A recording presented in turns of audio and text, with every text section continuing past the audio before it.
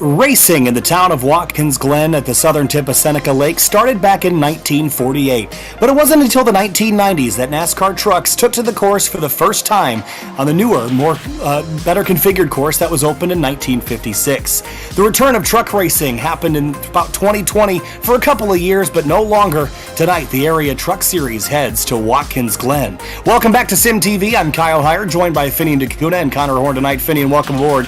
This is our home track. We love this place. 2.5 miles, 7 turns of upstate New York road course. Put on a good show last night. We expect much of the same tonight. Oh yeah, no, these trucks typically tend to put on some fantastic action no matter where they go, especially at the road course with these guys slinging these trucks around. They are heavy machinery to lug around here, and that's really when you see the best action in a stock car, Connor.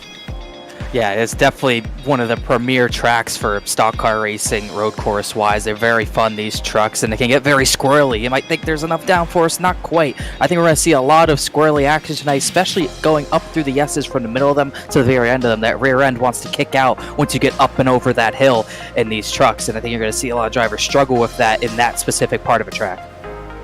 This racetrack is known for being extraordinarily fast. It was originally built in 1956. It's seen some changes since then, but it all starts with a run down to turn number 1, the sharp right-hander at the bottom of the hill, then the climb up the S's to the inner loop, the back straightaway bus stop, that's what they call that. That was added in 1992. Then it's a downhill right at turn number 5. You see that boot section? That didn't exist until 1971 when the track got its familiar blue guardrails installed as well. But we'll be heading all the way up to turn number 6, labeled turn 10 on this map, and then turn 11 or turn 7. That will complete a lap around the 2.5 mile short course here at the Watkins Glen International Course. It is so fast, Finian. At least on the short course in particular, you never really slow down. Turn 1 is still taken at about 75 miles an hour, which is pretty quick. Second gear, maybe even third in the trucks tonight. But it's going to be an all-out brawl. This is only a 40-lap race, which is pretty quick for the area series here. So I think it's going to be a high-octane race, and it's all going to kick off here in just a couple of minutes. Indeed it is. Got practice going on at the moment, and this man, last night's winner, James Scully, is currently sitting at the top of the charts in practice at the moment, and someone else deciding that he doesn't want to be at the top of the charts anymore. I think that was 56 going into him there. But Scully said he wanted to get all 3 wins this week, and so far at the moment, at least in practice, he's looking like he might do that tonight. He's got 3/10 over second place Brad Slaughter. It's a completely different story tonight, and probably in the Thursday night as well, right? He had a number of players last night, mainly the Cup champion, Jake Nichols, who is very fast. It almost looked like he was going to take it from him. I believe he led the most laps last night, but when the pit stops were over and it was all settled, Skyler was able to get past him, get through lap traffic a little bit better. He was just able to pull away when it mattered the most, and I think that was his toughest challenge. That was going to be his toughest challenge last night, fending off the 73.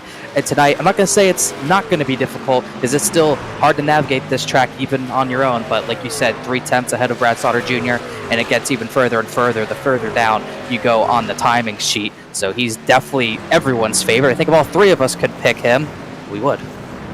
And I think we probably will as we get into qualifying here in a couple of minutes. And there are some other drivers to keep an eye on, but I think that number 7 is going to be the toughest one to beat as far as practice goes. Best time of a 1:12.644. Seeing times about 2 seconds off what we saw in the next-gen Cup cars last night. And we're going to see the times be a little bit slower in general, but the race should be quicker. 40 laps from start to finish. Getting a look at Alan Elwood here as practice concludes in just a moment. It is a 39 truck field, Finian, and anytime you come to a road course without cautions to save you, the story and the goal of the night is to keep the car on the black stuff and point it in the right direction. Yeah, it's going to be a big thing, especially with such a big field here coming through the S's. Really, the first time tonight, Kyle, we've seen our fair share of accidents in the past where nearly the entire field gets involved on the opening lap. That's going to be an even bigger thing here because we do not have any cautions to slow the pace down tonight. So a lot of these drivers are going to have to keep that in mind throughout this race. And Connor, last night, that was definitely something on your mind, especially after you ran into some trouble. Yeah, that was not the best race. You're going to see a lot of contact maybe early, too, because it's a very tight course. Not a lot of room to navigate. Hard to go too wide through a lot of a track. You can get there through turn 1, and you'll see 2-3 wide out of turn number 1, but you got to funnel down into the S's, and you cannot go too wide there and be fast, so you got to be very careful of doing that. I had contact out of the bus stop. Thank you to the 14 car for that. But yes, you got to keep all 4 tires on the track. One mistake is going to drop you completely down the order, especially if it's in the first 5 laps of the race like mine was. Whenever it was still packed up, you're going to lose a lot of positions. And tonight, unlike last night, you don't have a lot of time to recover those positions, a lot less laps. Certainly, and qualifying is underway here in a moment, and that is a critical part of tonight's event. But race fans, be sure to subscribe to the Area iRacing Twitch channel. For only $5 a month, you can watch all area broadcasts commercial free. You can also use new Area iRacing emotes in the chat and earn double channel points as a subscriber that you can use to redeem for free merchandise at twitch.tv/Area iRacing. On board with Michael Currahan here, warming up for qualifying efforts to get 2 laps on the road courses here, Finian, different than our normal 1 lap for the intermediate tracks that will be on most of the season. But looking at the inner loop here, the bus stop, this is a critical sequence of corners. You can gain a load of time through here, but you can also lose a lot. It's a big trouble spot for mistakes because those curbs will get you all off kilter, and then you leave the inner loop into the outer loop where Curhan is right now and track out to that exit. And you can use all the pavement out there, but with the trucks having limited horsepower, I don't think we're going to see them track that far out. The shorter way around actually might be quicker, so we'll see drivers probably using less of that runoff tonight. Yeah, you can see him run a little bit wide there on the exit of the penultimate corner. And yeah, I agree with you too. I think for a lot of these guys tonight, because of the limited power in the trucks, we're not going to see them go all the way flying out near the opposite wall, which is what we saw similar in the Cup Series last night. So I think these guys are going to be a little bit more conservative because it's just going to cost them more time. That being said, we see some 2-3 wide action. We could see these guys use all, and quite literally, I mean all the available racetrack available. You see things get really stacked up out of a bus stop. 3 wide is definitely not out of the question. As here we go, this is the main attraction, I would say. The South Beach Heat number 7, Scioli, already a win in the Truck Series this season, and he's looking definitely like the favorite tonight as he's going to start his first timed lap. And I think a few drivers are going to definitely try to get it done on their first lap. I think you're going to wear out your tires too much if you mess it up lap 1. Lap 2 is just not going to be as fast. But that being said, we'll see what Scioli's got as he woes into turn number 1 as we look at Mason Kane, who's just coming through the final corners now. Yeah, Connor, you bring up an interesting point, the tire wear. That wasn't really any topic of discussion last night. The tires and the fuel in the next-gen cars lasted a whole lot longer than we all expected. Tonight and on Thursday with the Pro Series, we're going to see a lot of tire wear. Even in these trucks, again, we're not dealing with the full 750 horsepower that the Cup cars have, but you're still spinning up those rears. If you slide them, if you skip them, if you lock them up, you're going to be feeling that after just a couple of laps, Finian. Yeah, absolutely, and that's definitely going to be something these guys need to consider here as first few times are coming across the board. Greg Mitchell, Michael Curran in second, Mason Kane back down to third. That's definitely going to be a huge consideration for these guys because if they make those mistakes, you're going to have to come and get a new set of tires, and you can't continue to go on that same set. So definitely a resource you're going to have to manage here as you look at James Curley not managing at the moment, just pushing all out attack, trying to see if he can get pole here on lap number 1. Greg Mitchell, who's on provisional pole, he's 4/10 off his practice time as here comes Scioli to complete his lap. Where does this put him? No surprise, at the very top by 4/10 of a second goes James Scioli to the top of the leaderboard. Yeah, and perhaps no surprise there. He's the driver to beat. We all walked in knowing that. Last night, though, Jake Nichols gave him a pretty good fight, led the first half of the race, but it wasn't without the 7 basically on his heels the entire first half of the race. It came down to the pit stop sequence. This will be a one-stop race just like last night, but the challenge is tonight you'll probably be taking tires as well, so that's going to change up the pit strategy a little bit. Here's another driver that we should keep our eyes on. That's Travis Beckner in the number 28 Toyota. Last night ran 3rd quick, didn't have the pace to contend with Scioli, but in the off chance that James does have a problem, I'd put my money on this 28. I did last night. It didn't, if I was running in a fantasy series, Finian, it wouldn't have been a bad choice. He ran top 5. I'd expect something similar tonight. Yeah, we'll see if he can get near the top at least. Second. In qualifying, goes up to second best, going to dethrone Alan Elwood. And Elwood, I was looking at currently, his pace is looking like he might challenge James Scioli for pole here. He's up 3/2 of a second on his previous lap, so we could see this 10 potentially jump the pole if he can hang on here through these final few corners. Really squirrely through here. At least it can be that final corner can bite you. As here he comes. His second time is actually faster on lap 2, about a 10th off Scioli, but it puts him back on the front row. It will put Elwood into second place up on that front row, like you mentioned. Connor Beckner working his way through the carousel. Here comes Justin Munsell in fourth right now with a 1:13.43. That was his previous best. Is lap 2 going to be quicker for Munsell? A 1:13.197. It is. It will put him in third place. He will leapfrog Travis Beckner. That was a very solid run. And here comes Travis Beckner in that 28, currently on the second row. He's going to try pretty hard to get himself back on the first row, but he has to have a very clean lap to do so, Finian. Last corner for the 28. Yeah, decent last few corners. He's looking at it like he might get third or second place. Not sure exactly where. Wow. Definitely that lap was looking quicker, and he'll go back up to that front row and beat Alan Elwood's time by 0.03 of a second. He's going to be happy about that. Just barely got him there, but that's going to be huge for the initial start. Obviously, no restarts tonight, no yellows, so track position is going to be important. More important than any other race tonight, or any other race this season, I believe. So that's a big, big lap. And here's an qualifying. Sorry to cut you off, Kyle, real quick. Interesting thing, Brad Slaughter, I see it shows him with 2 laps, but no time on the board. So I'm a little bit worried about this 8. He might have crashed out of qualifying and might be starting to come back. Yeah, I don't think he's going to, he's not going to get a time, and he's on lap 2, so that is going to absolutely kill him for tonight's race. Yeah, it's a big deal in terms of the points. And as I mentioned, qualifying is just so critical. You can't really afford a mulligan here in the qualifying. And I say this even in the Grid Life series as well. When the competition is this close, qualifying is the most important part of this night. If you start up front and you qualify 3rd, 5th, 6th, you can have a mediocre night and still end up 12th to 15th. If you start 40th in this 40 truck field and then run mediocre from there, you're not going to go basically anywhere. You have to have pace. You have to get it done and show it in qualifying, because track position is hard to come by. It's a whole lot easier to defend than it is to attack and make up positions, especially at a track that's this fast. You can make passing opportunities basically anywhere here at the Glen, but you have to be gutsy and quick to make it all happen. Yeah, currently looking at Justin Anasogak here coming through the final corner, completing lap number 1. Looks like it was a bit off the pace. Not sure if this is a flying lap for him or not, but we'll start lap number 2. One of the last few guys out there qualifying. Everyone else has got their times in, so Anasogak actually decent time, up to 14th. Only other driver that was on track, I believe, was Paul Irvin. He just came across line with a 1:15 flat, and that'll put him pretty far down the order in 27th, and we'll see if he can make up some ground tonight as we still look at Anasogak trying to hustle it through the S's.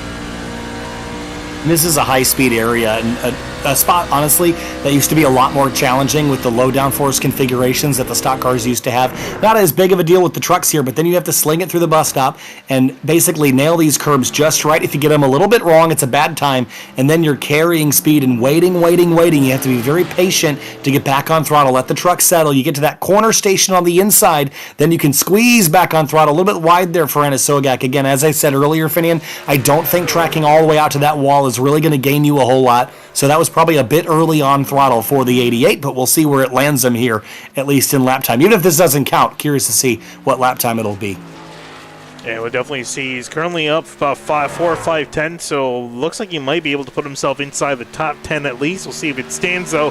That's the key thing, 113.7, and won't put him inside the top 10, just outside in 12th place. He actually gained a good bit, but only put him up 5 positions. He should be the second to last driver to go out tonight. I think Dylan Lee's going to be the only other driver to put down the time. His first lap, a minute 14.9, down in 25th, and you can see how squirrely he is through the S's. The rear of that truck not comfortable at all, and it's still sliding it almost into the grass on the right side, which is not something you see very often. Really struggling with the handling through there. Yeah, one of the things you can do to help settle the truck there is you can short shift it a little bit. He's charged the bus stop too hard. That's going to cost him some time, maybe even off track there. If he didn't get it there, almost certainly there. But you come up through the hill there, and the truck is going to walk on you because of the very large sidewall in these tires. You're going to have low tire pressures here. It's going to be loose and squirrely, so you can short shift the truck. You can lift. Either way, it doesn't really matter how you cut the torque to the rear wheels, but you need to lift just a little bit to settle the truck before you get to the top of the hill. Because when you get there, also, the track stops climbing, and the truck gets light right at the crest there, Finian.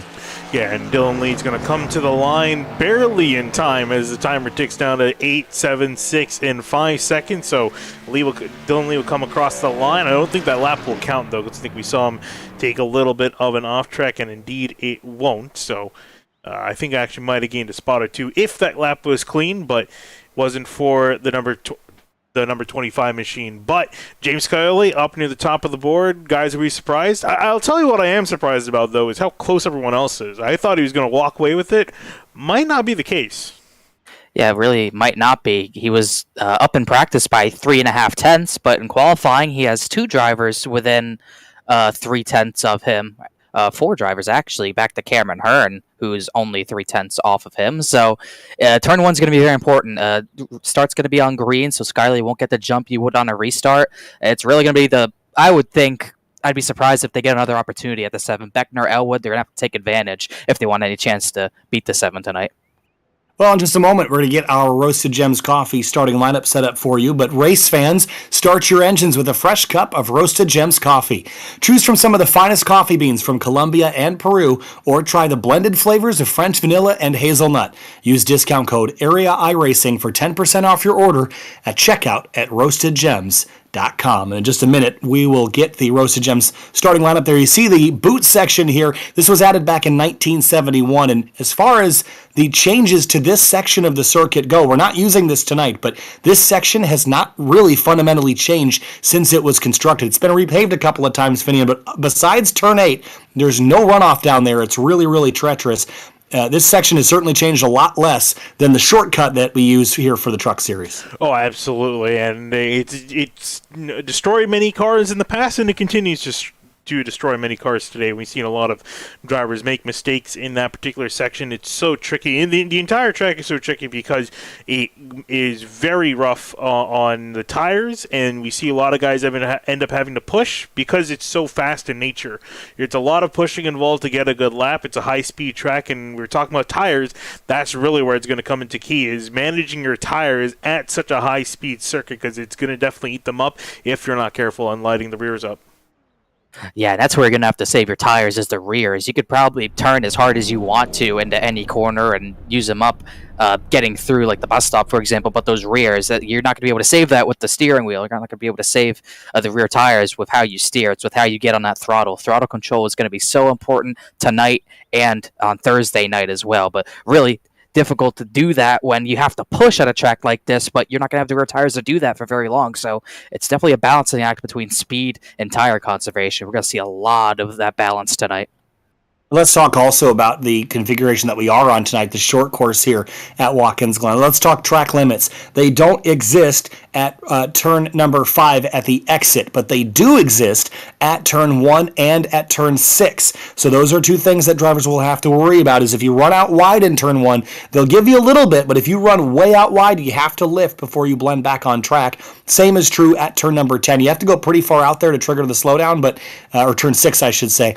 But you can get yourself in trouble if you go too far beyond the track limits. And this is something that is always a topic of discussion at a place like Watkins Glen, is, well, all this runoff, it's faster to use it. I don't necessarily agree in some instances. The only place I really agree with that is at the exit of turn 5. Turn 1, turn 6, keeping it in the lines or at least touching the curbs. That's the quick way around here. If you're going too much more beyond that, you're scrubbing speed while you're turning longer because you're making that radius so much wider. You're going to gain some in the min speed, but you're going to lose some on the straightaway at the end of the day. So keep it on the black stuff, pointed in the right direction. That's how you'll have the best race here at the Glen. But 40 laps, Finian, it's a quick race, and if track position wasn't hard enough to come by last night, it'll be exceptionally difficult to come by tonight, with the exception that tonight we have solid stick axle rear ends and H-pattern gearboxes. It will make braking a lot trickier.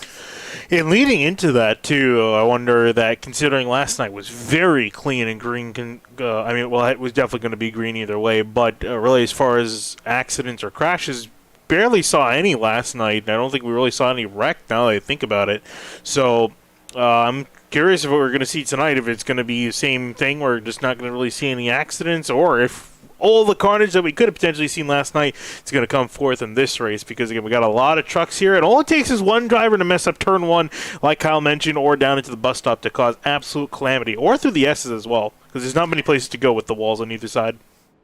Yeah, I think you're going to have to really watch the run up the S's in the very first lap. The very first 2 laps, I think if we're gonna see a crash, it's going to be there because everyone's going to be all on top of each other. Again, 39 trucks taking the green flag tonight, which is something we rarely see in leagues, but it helps that we're early in the season. But going to have to watch through the S's. You're going to see 2, 3 wide out of turn number 1, and then you're going to have to get it back down to maybe 1 wide. If they're 2 wide, 3 wide going up the S's, that's going to spell trouble. Yeah, you can get 2 wide up through the S's if you're very nice to each other and you're buddies with the guy that's next to you. You can't do 3, though. That's going to have to give. This track is 60 feet at its widest. That's on the front straightaway. It narrows down to 32 feet right there from Armco to Armco, just 32 feet. That is the narrowest section of this racetrack, and it's at one of the highest speed sections as well. So that's something that all drivers will have to respect on the opening lap. With a 40-truck field, it is going to be a very busy place. And then, as you mentioned, Finian, that run through the inner loop, the first lap, that's where the treachery happens. Once you get through it, then it's just kind of 1 or 2 trucks daring each other at a time. But you head down there as a 40-truck field, it will be hard to manage. Indeed. Let's get started, though. Speaking of the field, get through, and we got 39 trucks lined up tonight. And Kyle, I'll let you start it off. Let's kick things off with the front row here at Watkins Glen. It's the number 7 of James Scioli and his Chevrolet Silverado, and Travis Beckner starts on the outside of the front row. Great qualifying effort in that number 28 Toyota Tundra TRD Pro. Moving on back to row number 2, it's going to be Alan Elwood lined up in the 10 truck. Next to him, Justin Munsell in the 6. It's going to be rolling off, completing row number 2. Starting in row number 3 in 5th place, it's the Ford F-150 of Cameron Herr, the number 4 truck. Then Greg Mitchell, the number 2, his Ford F-150 will roll off in 6th. Moving on back to 7th place, David Weisert's rolling off in a beautiful Kevin Harvick tribute, number 29 machine. Next to Michael Curran, but it's a pretty solid pace last night. We'll see if he can execute here tonight in the Truck Series in 8th place. Starting in 9th on the inside, it's Shane Theron in the number 83 Chevrolet Silverado. JT Poole, that familiar black and orange 26, starts 10th in the Ford F-150, the number 26. Moving on back to row number 11, position number 11 in row number 6, going to be Tom Bourne in the number 16. Next to him, Justin Anasoga, rolling off in the 88 in 12th place. In 13th place on the inside, the number 31 Toyota Tundra TRD Pro of Mason Kane, and the number 32 of Ted Wade in his Ford F-150. Moving on back, Edward Scherer Jr. in the 51 machines in 15th. Garrett Grant is going to line up in the 42 next to him in 16th. In 17th place on the inside, Bryce Senesek in the 09 Chevrolet. Joseph R. Jones in the number 93 starts 18th in his Ford. Dustin Scruggs in the 22 machine is going to line up in 19th, completing the top 20 is going to be Ricky Harden in the number 15 machine. Starting in 21st place is Gary Waterworth in the number 12. Alongside him in 22nd, Devin Schillingberg in the number 9. Moving on back to 23rd, it's going to be Bronson Stafford in the 61. Carter Coop's going to be next to him in 24th in 52 machine. For row 13, it's Dylan Lee in the 25. Ryan Swan in the 26th spot, the number 1. Moving on back to 27th, it's going to be Dean Thompson lined up in the 5 machine. Next to him, Paul Urban in the number 3. 29th place, Jacob Bell, the number 77. Blaine Harrison starts 30th in the number 66. Moving back to 31st, it's going to be A.J. Roderick in the 56 machine. Next to him, Bobby Tinch in 32nd. 33rd place, Philip York in the number 97 Toyota Tundra. Logan Hartman, 34th in the number 96 Chevy. Moving on back to 35th, it's going to be Hank Caston in the 36 machine. Eric Wineland rolling all the way off back in 36th. 37th place, it's going to be Brad Slaughter Jr. Did not get a qualifying effort in. He will start towards the tail of the field in his number 8 Chevy. Ryan Olson starts 38th in the number 75. And rounding out your field of 39 is going to be Brandon Goddard in the 38 machine in 39th place. All right, who got winning this thing? I think we all agree that the number 7 is really the favorite to win. But let's say that he doesn't. Who you guys got? Ooh, who do I go? That's a great question here. I mean, I don't really watch the trucks. I haven't been watching the truck series as much, obviously, with you guys covering it. Uncultured. But looking at the drivers here, I think I got to go with the 28 of Travis Beckner. That's a really solid pace in qualifying. Not as quick as the number 7, but pretty far up there. I think he can try to take it here. And I guess we'll both go with the casual picks. The guys right behind Scioli. I think I got to go Alan Elwood. He's been fast in every single race this season at Truck Series. Did not get the finishes at Daytona and race number 2 in Charlotte, but got a top 5 last week. He's looking to build on that. I think if anyone can take advantage of Scioli here, it's the 10 truck. Well, Finian stole my pick, so I'm going to roll with Justin Munsell rolling off behind. That number 6 truck has been in the mix the last couple of times. I think he's got what it takes to get it done. Should the 7 not get it? I think we all agree he's the favorite here. The Blue Bushes at Watkins Glen International, that Armco is persistent and tricky to challenge. Green flag flies, though, for the Area Truck Series. Round number 4 at Watkins Glen. 3 wide into the 90. Beckner on the outside of James Scioli as we filter down through the 90 for the first time of 40 here at the Glen. And there's trouble in the background. 2 trucks torn up as we head up the hill. Yeah, Logan Harmon and looks like Ryan Olson struggled on the opening lap, but other than that, no carnage in behind. Remain clean and green up near the front of the field with Scioli leading Beckner, Elwood, Munsell, and Hearn towards the inner loop. Wasn't without conflict for the lead. There was a bit of a hip check Scioli gave to the 28. Beckner tried to pinch him to the turn 1 curve, but the 7 denied him and pushed him a little bit wide, and that gave Scioli the clean air that he desperately needed to get away from Travis Beckner as we single file out as we get through almost all 39 trucks to the bus stop. One driver misses it, that's Dean Thompson. Everyone else is through. Yeah, and when you miss that bus stop, you have to slow down to not gain any advantage there. But so far, I think everyone else made it through the inner loop cleanly. That's impressive for the first lap of a race here at the Glen. But Scioli leads over Travis Beckner. Then it's Elwood Munsell, Cameron Hearn in the number 4 truck. Then it's Greg Mitchell, Michael Curhan, Weishart Therian, and JT Poole rounding out the top 10 as we come out of turn 7 and complete the first of 40. Yeah, some tight battles forming in behind the leader. David Weiser, Shane Terry, and JT Poole all pretty close together. And I was looking also at Cameron Hearn on the start. He got such a good jump that it looked like he was almost ready to make it 3 wide heading to turn 1. I think thought better of it, waiting for his moment to strike here, sitting in line in 5th at the moment.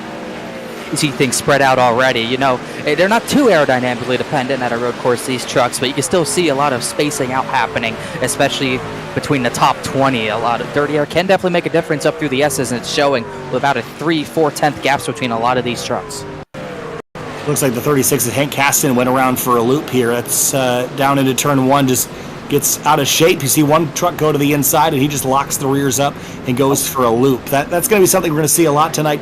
Braden Goddard also hit pit lane. I think he's been there for a while now, getting some service done to that truck. As we go back up to the front, though, Scioli establishing a lead that took him basically the entire race last night to establish. He's done that in 2 laps tonight in the truck so far. Whoa, Cameron Hearn way out of whack. And another truck in the background also way out wide. I'm going to say that was 51. Looked like he was kind of out wide. It looked like a red and black truck.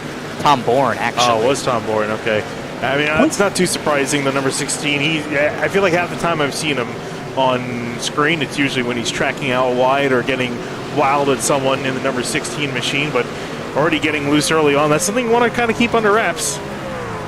Yeah, especially early on. If you slide the tires now, you are going to be struggling. They're probably going to be forced to make an early pit stop. Fun fact, something people might not know, Tom Bourne, the Truck Series leader, point leader right now by 3 right now. So putting down a consistent season so far. No wins, but very consistent. Finds himself back in 12th. If Scioli does what we expect him to do, that should change. But good start of the season for the 16 truck as Scioli continues to open that lead up a little bit as we take a look at our Daytona winner, Justin Andasogak. He's trying to get through the field as quickly as he can, but he's kind of been stagnant since the start of this race. Back 1 position, actually. Well, consistency is also what has the 73 at the top of the standings in the Cup Series with Jake Nichols as well. So certainly the 16 is doing something right now, and if he can just get through, I don't think he'd be the first to tell you that he likes road course racing, but if he can just get through the night, he'd be just fine and dandy. And you talked about running out wide. You know, watching through turn 1, I've been surprised and impressed at how few drivers are going out there. Like I mentioned, I don't think that's actually faster. And when push comes to shove, we always complain about track limits here at turn 1, and people say, well, they use all the track down there. No, they don't. Watch a broadcast from the real world. They don't go out there all that much, and there's a reason for that. And you see everyone here sticking to the black stuff down there. Now, turn 5, different story. Everyone's using basically everything that's out there. Yeah, looking at a battle between the 2 Physicus Motorsports cars, nearly identical liveries on both of them, between the 2 and the 24. About to duke it out. Curran getting near the back end of the 2, but deciding to sit in behind, following his teammate in line. And you'll here see when we're going to start seeing these guys make some more moves here, as they've all gotten, as Connor mentioned it earlier, a little bit more spread out here. And we're only on lap 4, but the thing is, we've got 40 laps. That's not a whole lot of time. No, not too much time, so if you're going to make a move, you got to do it pretty early on when the tires are still fresh. You don't have to use up the good on your tires very late, because you're more of a risk of messing it up and spinning yourself out and maybe someone else. Looked like Beckner just made Whoa, a one mistake truck. through six. Wow, that was a big mistake there for the 83 truck of Shane Theory, and he went for a big slide in turn 6, and that could have been a lockup or could have just gotten it wrong on the braking, but went out, and that's what the paved runoff is for. That would have been a gravel trap a handful of years ago, so he will get to continue as Mason Kane tracks him down. And you know, as we watched Tom Bourne getting there pretty hot into turn 1, we talk about the challenges of the tires burning away. I think that we're actually going to see more passing later in this race as those that burn up their tires fall back through the pack. So right now, I think everyone's just trying to be careful and bide their time and hope that they're the ones that outlast the others in terms of the tires. We go back up to this battle with Alan Elwood and Travis Beckner for second place. Yeah, things getting heated up here as Scioli breaks out to a 3.8 second lead. It's bigger than the entire lead he had last night in the Cup Series, and it's only lap number 5. So you're just kind of showing the pace differential. We thought, maybe it'll be close up near the front at the moment. Not quite looking like it. So it's either James Scully's pushing way too hard early on, or B, everyone's being stuck in behind Alan Elwood, including Travis Beckner, who's a little over here's rear end. Well, Beckner made a mistake in 6 and 7 last time by, and that's what let Elwood take advantage and get to the runner-up position. Look at the 28 already sliding to rears. That's not going to be good for him if this run goes late. Well, it will go late, but depending on the strategy, it might not. But yeah, he slid the tires already a lot in these first 5 laps, and it let Elwood take advantage. And now 28 trying to challenge back, but I just don't think he's going to have anything to get back by a ton of Elwood. As second through about 7th place, Michael Curhan heats up a little bit, and it's definitely heating up.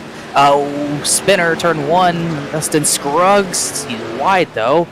Oh, look out. That was a 93 avoiding him. Everyone gets by. Another self-spin. Let's have a look here in the SimRap Market replay. All on his own, and this is a very popular spot. This is not something we saw last night. As he gets down into the corner here, he's going to get some wheel hop, get into the grass, and go around for a loop. And this is something I talked about last night with the 28 of Beckner specifically, that I thought Beckner would be really solid last night, because at the Glen, you have to be aggressive to make time. Tonight, though, that aggression is going to overheat your tires here in the Truck Series. Beckner still looks quick, but he's going to beat up his equipment a little bit quicker than someone who's being careful like Elwood. This battle for second, though, is hot as they roll through turn number 6. Elwood has his mirrors absolutely packed full of Toyota TRD Tundra, and that is the 28 of Beckner. See that rear end kick out, though, in that 28. Have to keep the tires under you as you make your way through this race. We'll expect to see pit stops pretty much right at the halfway point.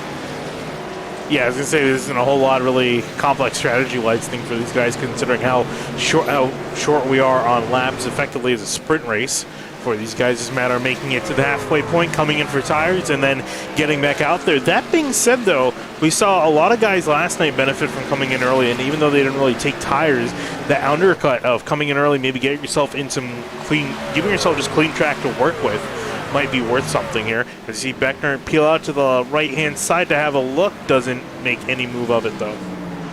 Whew, hold my breath. Look at the battle in the back. I think it was Garrett. Oh, they're 3 wide into a bus stop with Grant Harden and Ted Wade. That can't work. I think that Grant's going to be the one to back out. Oh, Ted Wade got sideways. How did they not wreck there? Good catch by the number 32 truck and Ted Wade. They get down there, just get kind of crossed up. You look at this as they come out of the S's. They got 3 abreast. Ricky Harden on the inside. And they come down to the inner loop here and just wiggling and wobbling on the brakes. I don't think there was a touch between the 42 and 32, just got loose and managed to catch it. That was great quick hands by Ted Wade, but certainly a wake-up call there that there was a little bit too much going on. And I've heard it described to me that when you have 2 trucks in a battle, 2 cars in a battle at a racetrack, you insert a third one, that's where the chaos really starts, because the other 2 drivers are focused on each other, and then here comes a third driver that no one is paying attention to because they're busy, and that's what happened down there in the bus stop. Everyone busy working around the lap car of Brandon Goddard in the 38 machine. All the leaders working their way on by, and it's jumbled up the leaders a little bit. Cameron Hearn taking advantage as Justin Munsell is wicked sideways exiting the S's, and it looks like he's going to get on by. Ooh, catches a little bit of grass, gets a little bit sideways, going to barely hang on as Greg Mitchell's over his rear end. Oh, JT Poole slung it into a bus stop, and he did not make it work. He spins, a self-spin there. He might have been avoiding Goddard, who is well off pace into a bus stop. As Theron and Kane go side by side as we'll look at the SimRap Market replay. It's a tough place to catch a lap truck. Closing race as fast as that. Definitely He had nothing he could do. Just got put offline there and actually did a good job of spinning out of the way, but entered on driver's left of that lap truck, and there's just not a lot of grip out there offline. It is very much a single groove corner. To go through there side by side is extraordinarily challenging. We go back to this battle here for fifth with Justin Munsell, Greg Mitchell, Michael Curhan. These three trucks locked in a fight for fifth place right now, and you have to fight while you can because there's really no one behind him for a while. So these are all positions that Mitchell should be fighting for if he can keep the tires under that truck. We're about halfway to halfway here at lap number 9, almost about a quarter of the way through. So if your tires are burning up now, Finian, you should be throwing up the red flag that you're over driving your stuff. And taking a look a little bit further back through the order, here's a close battle on the track. Devin Schillingberg fighting with Dylan Lee. We saw at the tail end of qualifying here, this battle for 19 plates at the moment. These guys close together. Bronson Stafford, Eric Wineland, who's made some solid forward progress and has brought Brad Slaughter Jr. on along with him. And actually, Brad Slaughter Jr.'s car is pretty beat up on both ends, so I think he's had an adventurous couple of opening laps here. Trouble ahead of him. Oh. There's a truck turned around in the inner loop there. That is the 38 of Braden Goddard, who again was a lap down. It has been a struggle for him so far, but crashed on the entry to the inner loop, and that's likely getting into the grass or a braking zone problem there, Finian, that got him turned around. Oh, definitely. I think so. It's an unfortunate mistake to make. It's going to cost you quite a bit. And potentially also damage your car, or truck up in this case, I should say. Is battle up ahead of them. 25-9 going back at it, side by side here in turn penultimate corner, and then heading to the final corner here, turn number 7. I was going to talk about how Slaughter Jr., that's the product of missing qualifying or messing up qualifying and starting at the back. It is so hard to avoid contact. Even if it's not race ending, you get your front end mangled like that, it's going to make for a tougher situation. Definitely making the most of it, though. He's up all the way to 23rd, following Eric Wineland through. They've been bumper to bumper since the start, and they're bumper to bumper now, trying to work on how to get by this battle between the 9 and 61, as this is a whole gaggle of trucks looking to get close together. About 6 in there behind Dylan Lee, who's trying to pull away. Yeah, fun little battle there. And this one into the bus stop side by side between the 51 and the 88.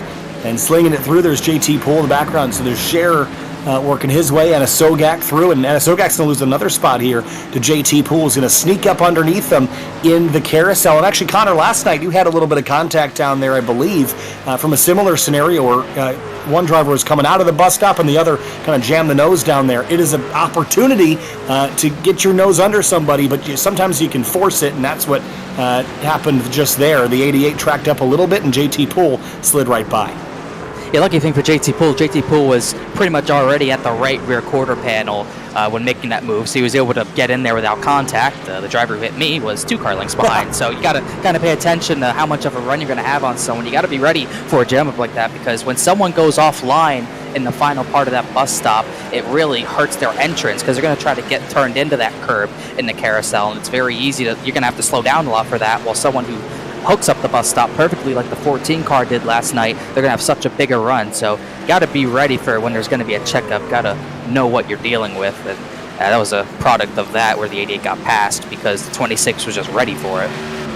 Well, James Scioli continues to lead here. He is absolutely flying right now. We've had a couple SimWrap Market replays. Race fans, be sure to visit simwrapmarket.com for custom iRacing paint scheme templates that are simple to use and help you stay more focused on the racetrack. And while we've got this car in view with the Rick's Hot Sauce logos on it, race fans, be sure to check out rickshotsauce.com for some of the best hot sauces made locally in South Florida. Try the Loxahatchee Classic, Golden Garlic, Palm Beach Pineapple, or South Beach Heat.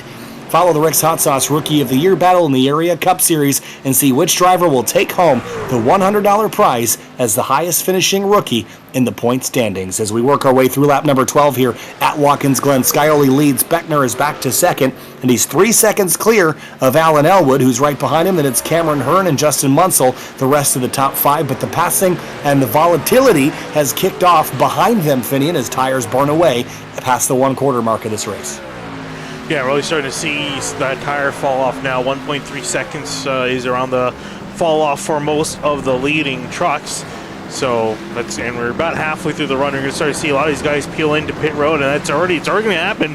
Haven't been green for too long, but we're already coming up, and these guys are definitely going to be thinking of a pit stop, especially the guys in some tight battles. Although the battles near the front have dissipated, a lot of the guys stuck in the midfield are still caught in some battles. Looking at JT Poole trying to catch up to the 51 here of Edward Schurer Jr. Currently running in 13th place. Oh, got a good run out of the carousel. He's going to get the drivers right. Not the best place to be, but if he can stick it around the outside in turn 6, he'll have it for turn 7. He might not even need turn 7. He sent it in so far, and he makes it work. He dropped back to 14th from the starting position of 10th, but he gets one more right there as he fired it into turn number 6 to make that one work. The name of the game here is momentum, and if you can carry it, you can keep it. Back up at Skyly, did we see some damage on the left rear quarter panel of that truck? I thought I noticed it when we were looking at it. I wonder if he got in the wall, leaving turn 7 potentially. It's not a lot of damage, but I thought I saw a little bit there. Finian, if you can confirm that. Yeah, no, you can definitely see it here. He's going to pass by the camera. I did get some. I noticed that as well when we were watching on board with him. Getting Blaine Harrison. Yeah, Blaine Harrison currently a lap down. Go back, I think now a second lap down. Just gets passed by the leader. And that was actually damage from turn 1, lap 1. Beckner was trying to pinch Skyly to the curb, and Skyly tracked wide and said, no, that's not happening. Low contact, left rear to right front. And if you look at Travis Beckner, you can see a little bit of right front damage, mainly on the front nose. You see that splitter is pushed back a little bit. That's where the main damage is, but there is some around the fender as well. So they came together. I think Beckner knew that was his chance to take the lead and go for the win. He could not do it.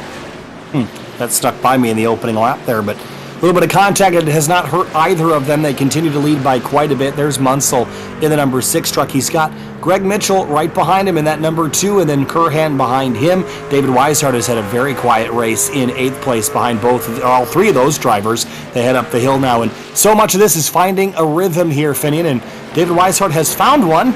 Started 7th, he's running in 8th, so he's lost 1 spot, but as far as points go, this would not be a bad night if he could just keep it top 10.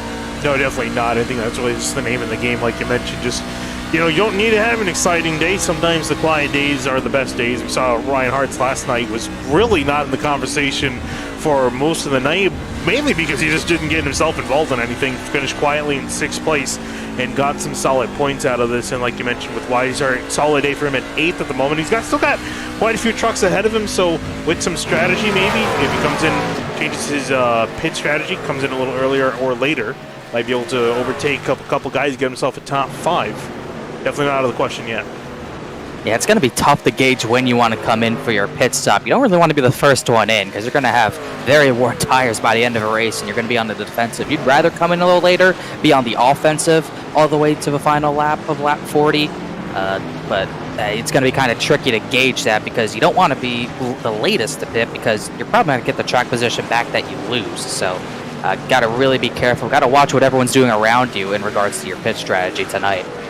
Just saw the Fazekas truck of Garrett Grant sneak by the 88 of NSOGAC in the carousel. The 88 ran really wide on corner exit, and the 42 kept it a little bit closer to the racetrack and was able to keep that corner shorter and made a pass. Moves the 42 truck up into 15th place. Here's a battle of the number 5 truck and the 12 of Gary Waterworth. That's Dean Thompson on the outside.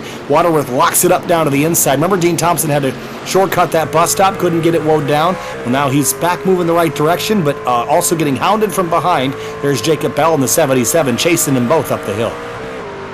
Yeah, fight much further down the order for a lot of these guys. Jacob Bell up 2 spots from where he started. And speaking of moving up the order, take a look back at the progress that Brad Sauter Jr. and Eric Wineland have made.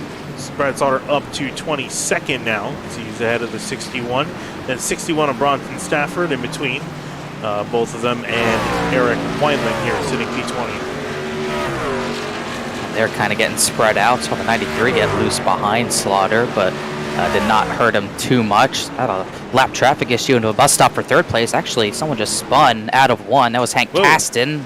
Ooh, someone's in the, I think that's Blaine Harrison way wide. Look out. He came out right in front of Weishart, but he gets out of his way. Lap traffic already on lap 16 becoming a pretty big issue. It's just surprising. It's not too many trucks, but they're just getting caught at the very worst times, Kyle. Yeah, and sorry to cut you off. It's three trucks ahead of David Weishart here. Yeah, again, when it comes to lap traffic here, for those that didn't get sufficient practice in or just are not meshing with the road course philosophy, it is difficult to stay out of the way. We've seen this in the past at road courses. Some people get it, some people it just isn't their thing. And as we've seen with Hank Casson, he has really struggled tonight. Same with, I think it is Braden Goddard, who's had a couple issues this evening as well. It's just, no matter what you do, it just is a very challenging thing to overcome. And unfortunately for David Weishart, he's having to work his way through this mess right now as he tries to get past now the 36 of Casson, who gives way to him, Finian, but awkward exchanges there through turn number 6. Yeah, I was going to say, this is going to be a big challenge for a lot of the guys in behind. Next truck is Shane Terry. Now he's got to pass 3 lap trucks in succession. He's probably wondering where on earth they all came from this early on. We still haven't gotten to the first round of pit stops. Here he goes now on the 66. He's going to get by him. Bobby Tinch is just letting them by down the straightaway. It's just, I've never seen so many trucks get caught at the worst times so many times. But Tinch and Harrison, Goddard goes around behind again. him, the 38 truck in the wall. That's Braden Goddard again.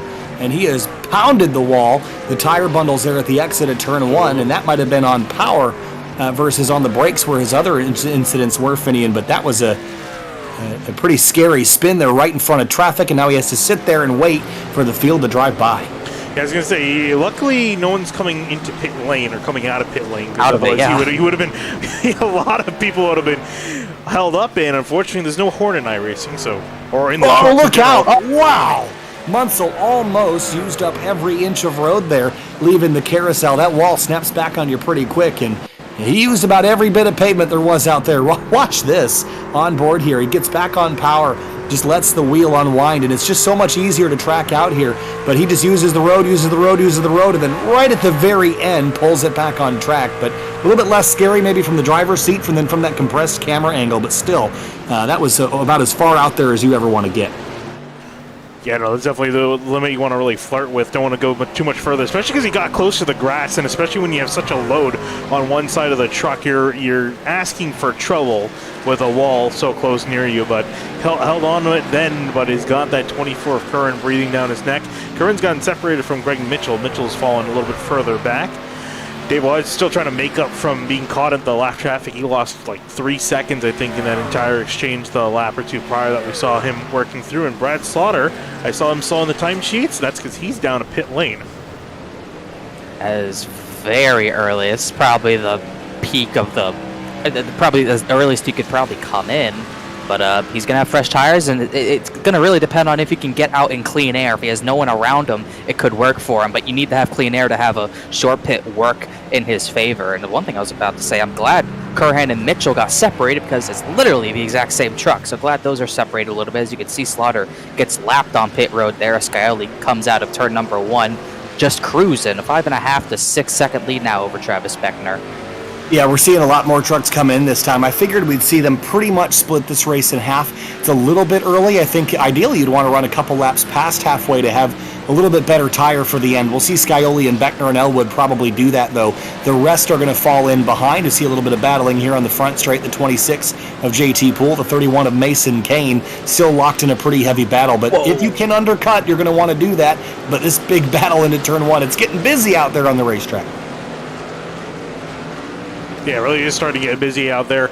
Got Bryce Senizek coming out there, and everyone's still working through some of the lap traffic that had some struggles early on. So they're making the battles arguably a little bit more spicier than some of these guys would like at this point of the race. Ooh, it's still getting hairy in behind them. Oh, and Garrett Grant having to snake his way on through them. Get past at least one of them, 36, and now work on the 66. Ooh, he missed that bus stop hard. He's going to get sideways. Whoa. Wow, that was a heck of a save to hold on to that truck, but this puts Ricky Hard all over his rear bumper now coming out of the carousels. He's still got to get by the 66 of Harrison. Yeah, that held him up a little bit, and like I mentioned, there's just it's hard to get out of the way sometimes, especially if you commit to the inner loop and you haven't let the guy by, but the 66 kind of in the way here as the 42 works his way by in turn 6. Now he runs wide. Here comes the 15 of Ricky Harden to take advantage of all that catch up there that the Fazekas truck had to do, and a little bit of a slide as Harden hits pit lane here right at the halfway point of this race. I'd say it's a smart move from Harden. I think he realized he caught all the way up, and instead of trying to fight it and pass on the racetrack, make the pass in the pit lane, save yourself the trouble. So he's going to come in. You see Bryce Senizek on the bottom of the screen. He's also come in the 09. It's been a slow trickle of cars down onto pit lane. And speaking of pit lane, normally the guy who is reporting from pit lane is on pit lane. There's Eric Wineland in the 21 machine. And I'm not surprised that him and Brad Slaughter are one of the first few guys to come on down. I think they figure they're so far down in traffic, might as well come down, get some clean air and clean track to work with. So while your competitors are out there on the track, you have fresh tires and can zoom around. A lot of the slower guys, you should probably be ahead. And here comes the leader, Skyle. He's not going to waste any time. He's just going to split it directly in half. So he comes in. I think Beckner was saying, nope, he was not saying he's going to pit. He stays out. So the leader's in. Elwood is in. Beckner stays out. Munsell stays out, but Michael Curhan comes in. So I can't imagine Beckner staying out too much longer here, but majority of the front runners in this time. No, he's just probably trying to get any advantage he can. He's going to lose a little bit of time to the 7 of Scioli with Scioli's undercut, but if Beckner can get a lap or two advantage on tires, that might be worth something. I'm not sure that I would really try the overcut. I think at this point, no matter what Beckner does, he's not going to have a speed advantage over the 7 Finian, so maybe a futile effort there, but doing everything he can, and the only way he's going to have any kind of advantage is by pitting a couple laps later. Yeah, I really think for Beckner, honestly, if I was him, I would honestly just really focus more on defending second rather than trying to go on and get first place. Connor? I agree. I thought you made a noise. I thought you heard something happen or saw something happen. Oh, no, I was good. I mean, Braden Goddard's chat got re-enabled, so that's good. But no, I wasn't going to say anything about that. But I am interested to see. I honestly don't know. And I was interested to see if Beckner just responds. I think that's what he is going to do. Just going to come down pit road. Yeah, Sogak goes by. He must have pit earlier. Trying to see the others who have stayed out, what Munsell does. He comes directly in. Then it's all the way back to Shane Therian, the other driver who has not came in yet. Does he also pit a lap later? Yeah, he is going to continue. Interesting. We'll see if that will do him any good in the battles that he was involved in here, as we get 19 laps to go. It should be 18 this time by, or next time by, as we head down into turn 1. The 83 leads the way here. Beckner, though, on pit lane. Here comes the 7 as Scioli. After his pit sequence, he's going to well clear the 28. But the question is now, what are the tires worth? They're probably a couple seconds a lap, but it's going to take the 28 a few laps to really show any advantage and eat into the advantage that Scioli gained with that shortcut, or the short pit. So maybe a short-term gain, long-term loss for Scioli, but he already had a pretty sizable lead before the pit stop sequence. Here comes Alan Elwood, Cameron Hearn in behind. Justin Munsell is just going to get out ahead of Greg Mitchell, Michael Curran, who are starting to duke it out. So it's getting racy here now that everyone's got some fresh rubber. They're willing and ready to use it. This isn't F1. What are these trucks doing? Same paint scheme. Is he going to play over? Seeing some team orders too. It really is looking like F1. Yeah, it is F1. Oh my goodness, this isn't what we came to see. Get the cameras off that. But no, this is not right. I think did Mitchell pit earlier? I'm not sure, but I think Mitchell thinks Curhan's faster. Just going to let him by. Therian's going to stay out another lap, so he's either going to come down next time or he's just stretching the fuel at this point. Not many others are left to come in. Edward Shearer, he comes in. He was one of the last drivers in himself. Thought Therian missed one, but not quite. So varying strategies here at the very end here. Ted Wade also comes down. So 83, wrong night. The 83 is kind of all on his own here. Yeah, I think, again, like with Beckner, the only advantage that he was going to have was taking an overcut here. So it's not going to gain him a lot in the short term, but it might come back to him in the last couple laps of the race. It depends on how aggressive he can be on the new tires and how much time he can make up without burning them off, but it's a challenge. Again, it's all a track position play. If you were slower than the drivers ahead of you before, the only way you're going to magically get faster is by having some kind of advantage. So that's what Beckner tried to do. That's what Therian tried to do. But for Beckner, though, he lost a lot of time, 8 seconds worth of time. So maybe, again, a bigger loss for the 28. Maybe not executed quite right, but doing something is better than doing nothing, Finian. And Ryan Swan started 26th. Currently scored 19th. A little bit of a gain for him as Mid-Packers 2 trucks way off in the background at turn 1. Didn't see who there were, but they got way off track. And that is Hank Caston. 54. Oh, Caston again in the 36 truck. He's around. Look out. Oh, get around him. That was Schillenberg who had to avoid. Where is Caston? I'm trying to find. Oh, there he is. Trying to find where he was on the timing sheets. And let's check out the Simrat Market replay here. And the 54 of Tinch was already off track ahead of him, so he was kind of coming into a yellow flag, local yellow. And what happens right there? On the brakes, was already sideways. Yep, and then he gets straight, and then right here gets up on the curb and swings back and into the Armco. That's a big hit. What happened to the 54 of Tinch? Like he just missed turn 1. Yeah, Didn't look like he got damage. Take a look at what happened Yeah, here. Diving under the 93. That's the other truck I saw with him. Did a good job of lowering it down, but just kind of dove for the apex and didn't have the truck slowed down yet. And again, the front tires can stop or they can steer, but they can't do both at once, and he tried to do both. I think he's definitely glad that there's all that paved runoff to use there, because he definitely needed all of it to slow that truck on down. Looking back up, here's a battle. Oh, Tarian and Tom Boring getting spicy here. Battle for 9th place brewing. And Tyrion's fresh out of the pits with his new fresh tires, so it's a big advantage if he can just get in front of the 16 here and manage the cold tires, weather the storm for a lap here. And also watch out, JT Poole flew through the bus stop there to get right on these guys, but I think Tyrion's going to be able to hold on to this spot, and then he's got a long road up to David Weishart.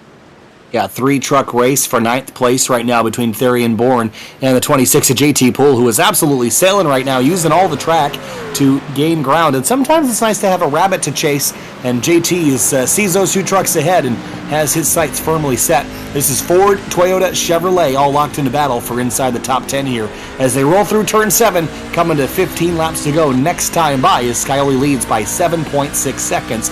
Should note, though, that Beckner has knocked that lead down. We'll see if it continues that way, if it trends that direction, or if Scioli will find some time again. Yeah, one of the closer battles on the track as well, and this is also a pretty close battle here. Ricky Hardin to hold up charging Garrett Grant for 15th place. Ricky Hardin up 5 spots since the drop of the green flag. And actually, now that I look at it, not a whole lot of movement for a majority of the field, and really the entire top 15 up 5 spots at the most. Then head back to Eric Wineland. He's had a fairly good day from 36 up 18 spots to 18th position. And yeah, he was moving with Brad Slaughter Jr. Slaughter might have sped when he did make his pit stop. Oh yeah, because he's a lap down. He spent 43 seconds. I'll show it up here. He spent 43 seconds in his box, so I think that's definitely a speeding penalty of some kind. That's unfortunate because he was running so well up until that point, now back in 28th, a lap down. It's a normal product of, excuse me to cut you off, Kyle, but it's a normal product of starting at the back. It's hard to avoid contact, which gave him that damage. It's hard to avoid mistakes because you're trying to push really hard, whether it's on track or on pit road, to gain that time back, and that can easily happen, especially when you're probably driving seeing red as well. Yeah, it just causes you to spiral a little bit, and you mentioned that perfectly, Connor. Just one mistake after the other, and when you qualify up front, you give yourself the best shot to start the race. You have less of a chance to get yourself into an accident. You're maybe not pushing quite as hard to find every second in pit lane, so that's why, again, I always say qualifying at a road course is one of the most important things, not just because of where it puts you on the racetrack, but because it puts you in a better mindset where you're not pushing as hard, you're not on the limit as much. And you've got rabbits to chase that are keeping it in the lines a little bit more as well. One truck way off track in the background again. Yeah, the 75 exploring the limits of the off track there. But James Scioli, that lead has come down another couple tenths of a second. Beckner is closing, but I just don't know if he's got the overall pace. Those tires will likely equal out before he gets there as we get to 14 laps to go. Yeah, the thing is, though, that gap is really big. 7 seconds. If he was maybe 3 seconds back, I would say he definitely has a shot at it. With 7 seconds back, I mean, this was my pick. I'm not exactly liking his chances, and the gap goes back up to 7.3, 7.4 seconds here as they head up through the S's. Alan Elwood also 6 seconds behind Beckner. Top 3 have gotten pretty split out. However, looking on back to 4th place, fairly tight at the moment. Justin Munsell catching some lap traffic as Cameron Hearn and Michael Curran are bearing down on him.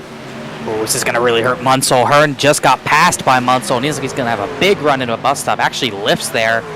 He's just going to let Curham by. That is a big lift. Wonder if that was a corner cut or saving fuel. I can't imagine he's short on fuel, so just letting those two by, I suppose. And this is going to make this battle a little bit more intense. Again, Munsell working his way by the lap traffic, got held up just a little bit, and that will make you mad as Curhan tries to close that gap back. I think the 6 truck is just a hair quicker at the moment.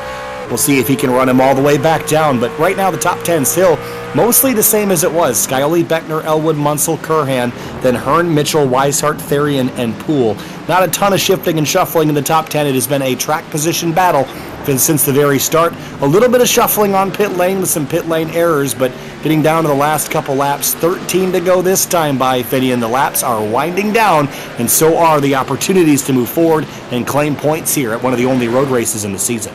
Yeah, definitely laps are starting to wind now, looking at this battle back for 15th as Garrett Grant was having a look on the inside of the number 15, couldn't quite get it done, but yeah, laps are winding down, chances are winding down, especially for some of the guys that are still close together, and that's the big thing too, is when you're so close together like this, it's so tempting to make those moves, especially seeing the lap counter drop lower and lower. Hard just trying to hold on here. Really squarely at a 6 last time, wide, not too wide through 1, gets away from Grant a little bit. 42 caught him and has not been able to really formulate a pass quite yet.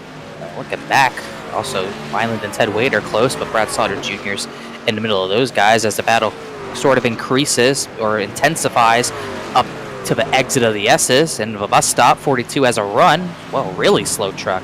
And Caston pulling it in, but he'll get out of the way as this battle continues. This is getting pretty hot here with the 15 defending from the 42, all for 15th spot. Garrett Grant all over the back of this 15 Chevrolet. Ricky Harden has his eyes up in the mirror here as they work through the carousel.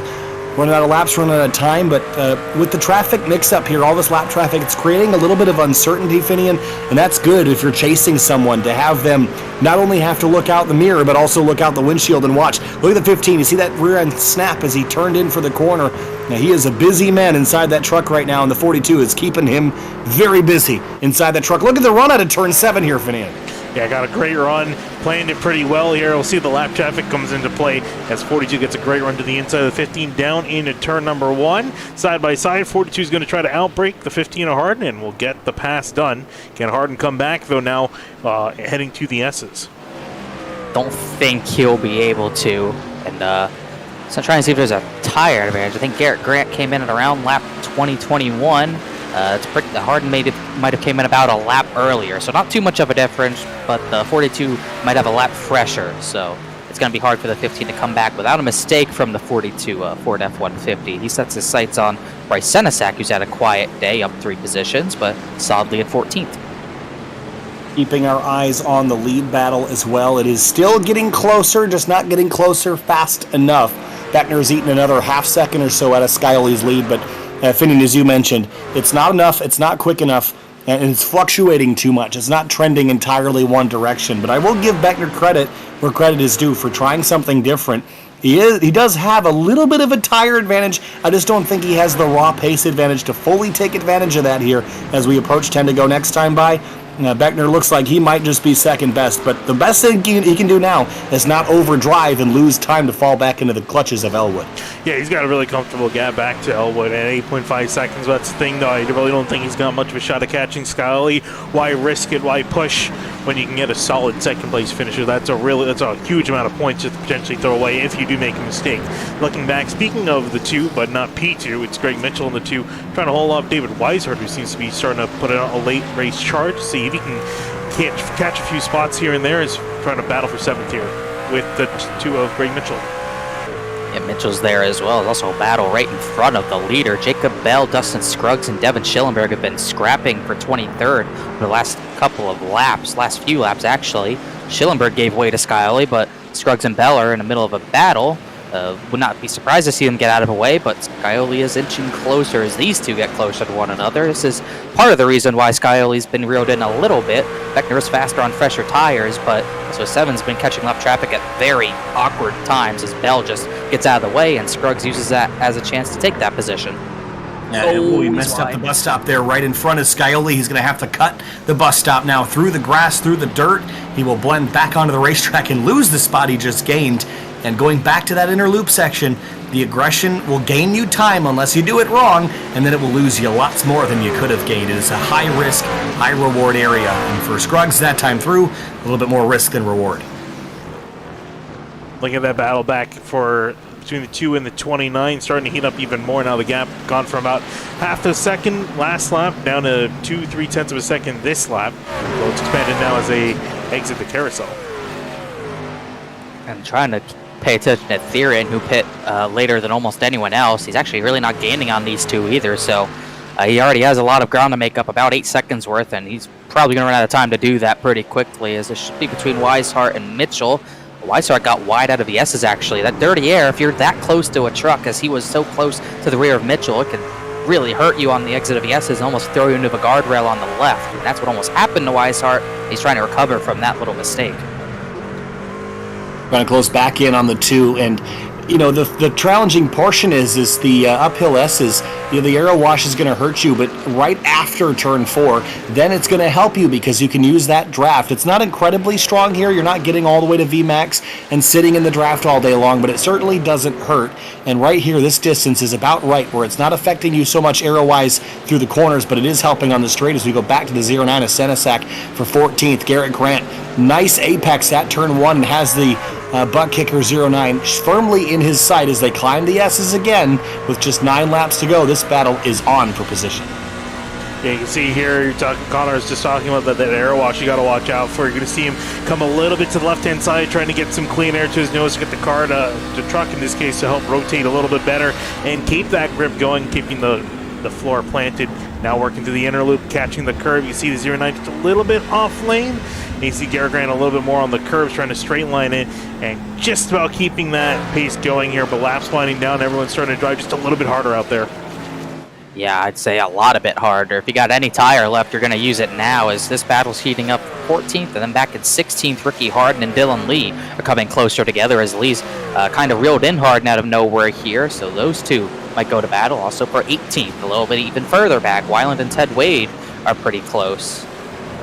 Yeah, it looks like the 15 was struggling just a little bit because he was attacking the driver ahead of him not too long ago. Eric Wineland should get a lot of credit for the drive that he has done, but he has stalled, and now he has the 32 of Ted Wade all over his rear bumper as they hit the front straightaway. Wineland goes to the right to be defensive here down into turn 1. The challenge is here. It's hard to stay defensive when the driver can go around the outside, but Wade's in the dirt. He's in the grass and wide at turn 1. Yeah, it's unfortunate. Eventually had an easy move made there. I thought Wineland was actually going to pull over and let him on by, but I think just decided he wanted to go defensive, and that was a perfect move for Wineland now that he's got Wade 3 seconds behind him with that big mistake. Senesac and Grant going to scrap into a bus stop. Grant took a look to the inside, side by side through the bus stop, as close as you get. They keep it clean with really solid stuff, as they're going to lose a lot of time to the duo behind them, but Grant gets the spot with an aggressive move. Yeah, good battling here as we're down to really the final 6 laps next time by. So you're running out of time. You know that as you watch the lap timer tick down. So the aggression picks up in the closing moments. At this point, the tires, they're going to be feeling gone anyway, so you might as well use up what you have. And I think right now we're seeing that with the 09 in this Fazekas truck. Right, Swan just went around on his own. Sorry to cut you off, Finian, but we've seen that a lot tonight. Didn't see that on Monday night, but specifically turn 1, a trouble spot entering. It's another self-spin, though. He gets it back going. Yeah.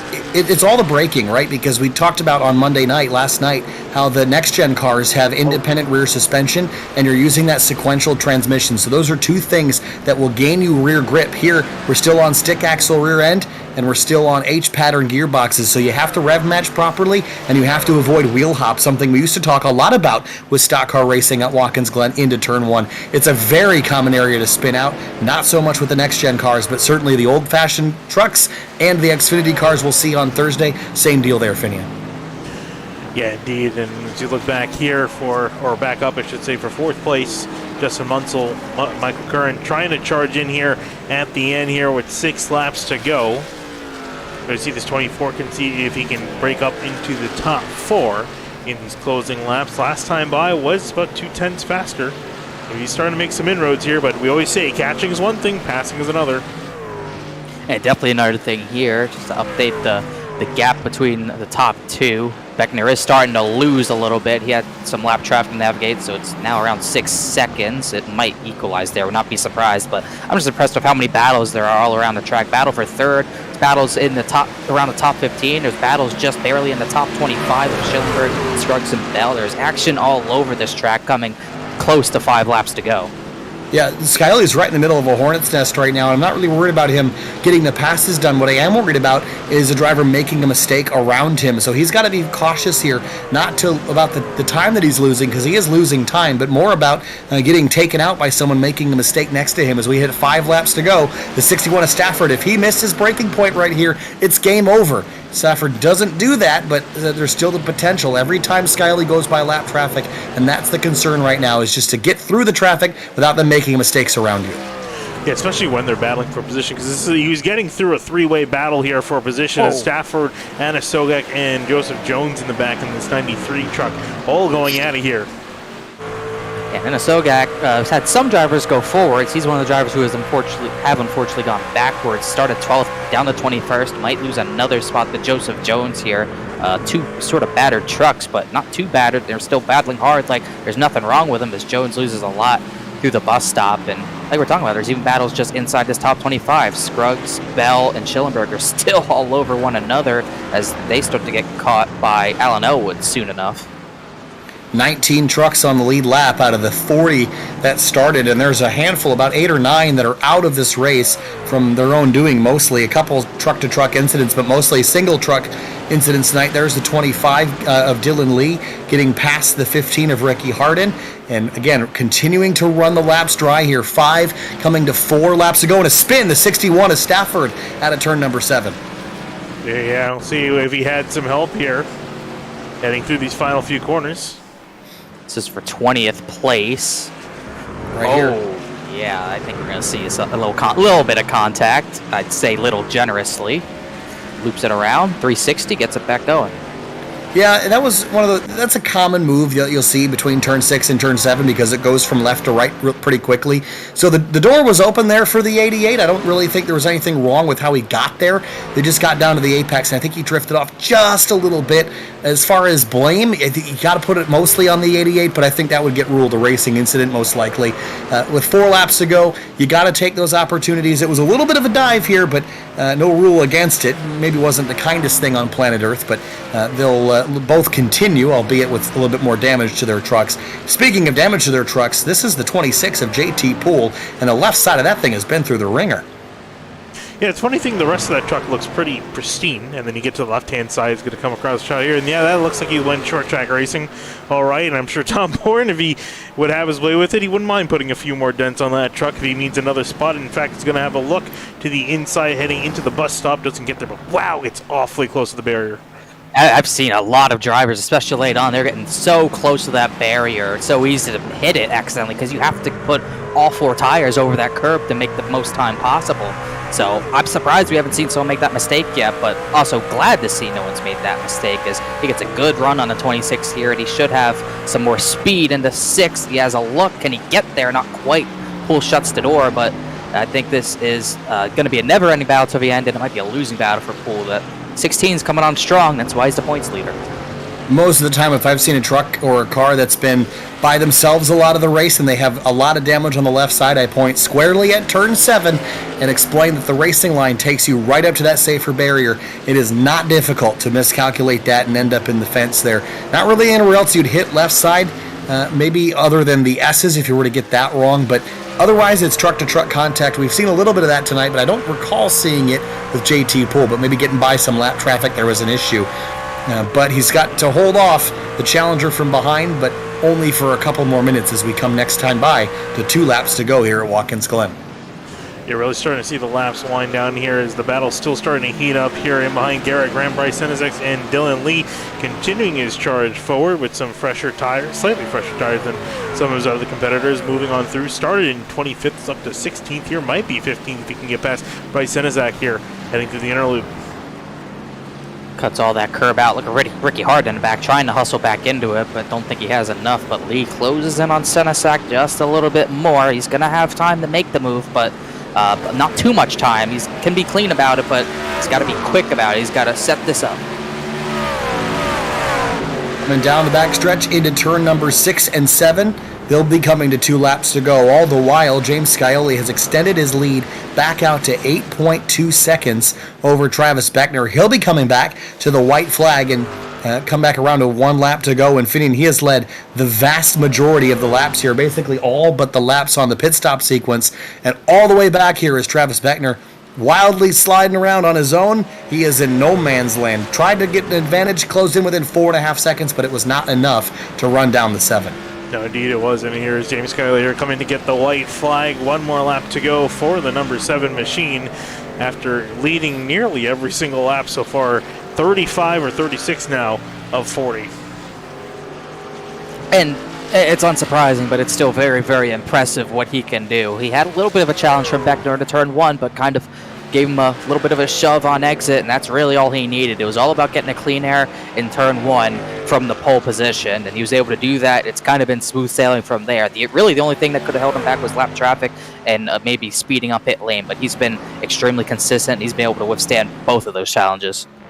Well, into the bus stop for the final time here, and working his way through. He has run almost a flawless race. Was a little bit wide there in the bus stop, but coming back around the carousel, James Scioli last night chased the 73 of Jake Nichols for the first half of the race, came down to pit lane, beat out the 73 there, and went on to win the race. This week, he's running in all 3 series, the Cup Series, the Truck Series, and the Pro Series, trying to get all 3 of those races swept, which is something I don't believe has been done in the area series before. James Scioli rounds turn 7.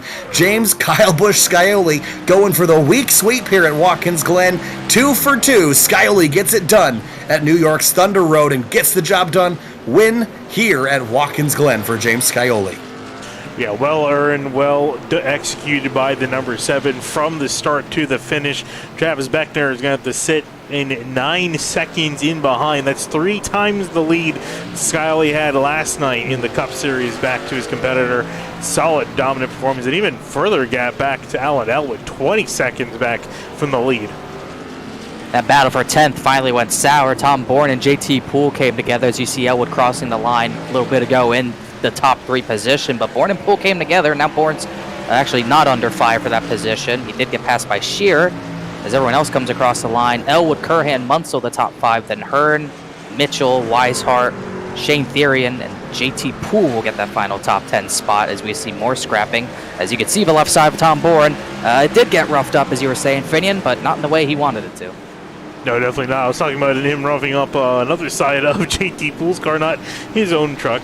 Unfortunately, he's going to end back in 12th place after that scrap, and I'm sure he's probably going to point some fingers in the 26's way. We'll see how that goes for him. Here comes the number 7 of James Scully. We'll see if he learned his lesson from last night, Kyle. Will you aware of the burnouts? Everybody's got to do the burnouts down there at turn 1. It is tradition. While we wait, race fans, be sure to check out shop.areairacing.com for merchandise to represent your favorite drivers and teams. Shop from our brand new selections of champion t-shirts, jackets, hats, and more. Easier to shop, quicker to ship, better to wear. Head to shop.areairacing.com. Well, maybe not. Going to do the burnout at the start-finish line again, right in front of that main grandstand. I guess you got to make those seats worth it for somebody, because certainly not the best place to watch at Watkins. If you know what you're doing at Watkins Glen, you're not buying a seat in the main grandstand, I'll tell you that much. Yeah, I was going to say, definitely, from my own experience being at this track twice, definitely want to be down in turn 1. That's a fantastic spot to watch some action unfold. But those fans definitely getting it done. You can look at him doing some pretty perfect burnouts here.